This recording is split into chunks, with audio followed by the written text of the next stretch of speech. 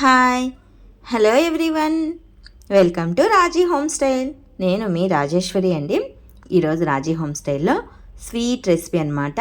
బెల్లం కొబ్బరి కాంబినేషన్తో చక్కటి కజ్జికాయలను ఏ విధంగా చేసుకోవాలో ఈరోజు ఈ వీడియోలో చూసేద్దామండి. చాలా టేస్టీతో ఉంటాయి, మెత్తగా స్మూత్గా చాలా బాగుంటాయి అన్నమాట. తినే కొద్దీ తినాలనిపిస్తుంటాయి.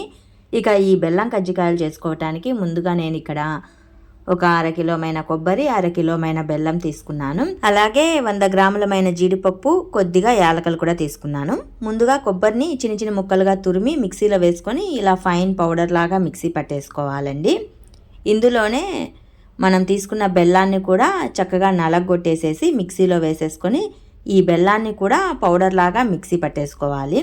కొబ్బరిని బెల్లాన్ని రెండింటిని మిక్సీ పట్టుకోవాలి. ఇందులోనే మనం తీసుకున్న యాలకలు కూడా వేసేసుకొని మెత్తగా మిక్సీ పట్టేసుకొని ఈ కొబ్బరికి యాడ్ చేసేసుకోవాలి.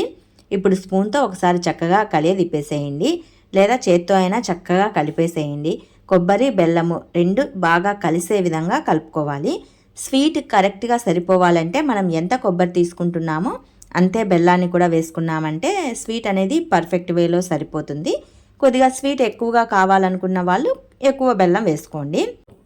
నెక్స్ట్ వచ్చేసి ఒక వెడల్పాటి బేషన్ తీసుకొని అందులో ఒక 1/2 కిలోమైన గోధుమ పిండిని వేసుకొని కొద్దిగా వాటర్ని యాడ్ చేసుకుంటూ పిండిని అంతా సాఫ్ట్గా మెత్తగా కలిపేసుకోవాలి. చక్కగా చేత్తో ఒత్తుతూ మెత్తగా కలిపేసుకోండి, సాఫ్ట్గా వచ్చేస్తుంది. ఇలా కలిపిన తర్వాత మూత పెట్టేసి ఒక 10-15 నిమిషాల పాటు సైడ్ ఆఫ్ పెట్టేసుకోవాలి.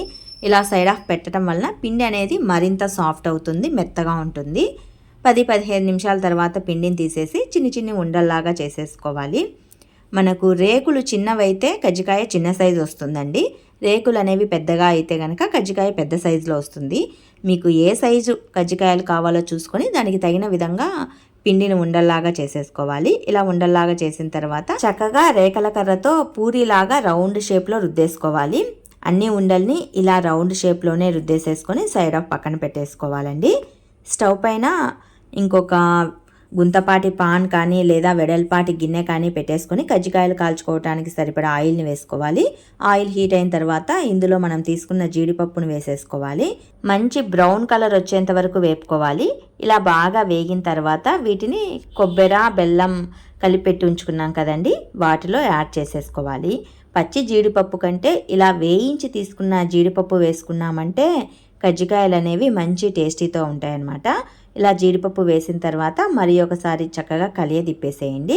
ఇప్పుడు రుద్ది పెట్టి ఉంచుకున్న రేకల కర్రలో ఒక టేబుల్ స్పూన్ వరకు ఈ కజ్జికాయల పొడిని వేసేసుకొని చక్కగా చేత్తో అల్లేసుకోవచ్చు, లేదా మీ దగ్గర కజ్జికాయల ప్లేట్ ఉంటే ఆ ప్లేట్లో అయినా ఒత్తేసుకోవచ్చు అండి, అది మీ చాయిస్.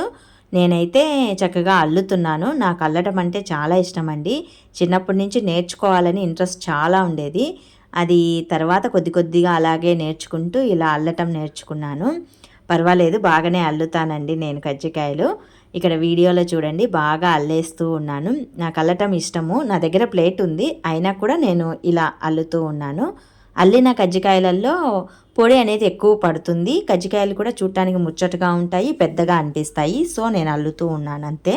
మీ దగ్గర ప్లేట్ ఉంటే ప్లేట్తో అయినా ఒత్తేసుకోవచ్చు.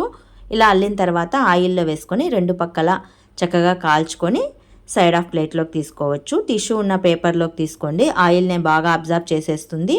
మనం అల్లి పెట్టి ఉంచుకున్న కజ్జికాయలన్నింటినీ ఆయిల్లోనే వేసేసుకొని చక్కగా రెండు పక్కల కాల్చుకొని సైడ్ తీసేసుకోవచ్చు.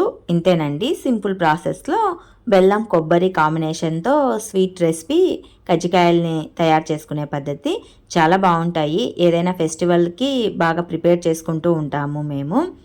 మరి మీకు నేను చేసిన ఈ బెల్లం కొబ్బరి కజ్జికాయల రెసిపీ ప్రిపరేషన్ వీడియో నచ్చింది అనుకుంటాను. నచ్చితే మీరు కూడా మీ ఇంట్లో ట్రై చేయండి. మీకు ఎలా కుదిరిందో నాకు కామెంట్ చేయండి. మోర్ ఆఫ్ రెసిపీస్ కోసం do subscribe my channel. Thanks for watching this video. Thank you.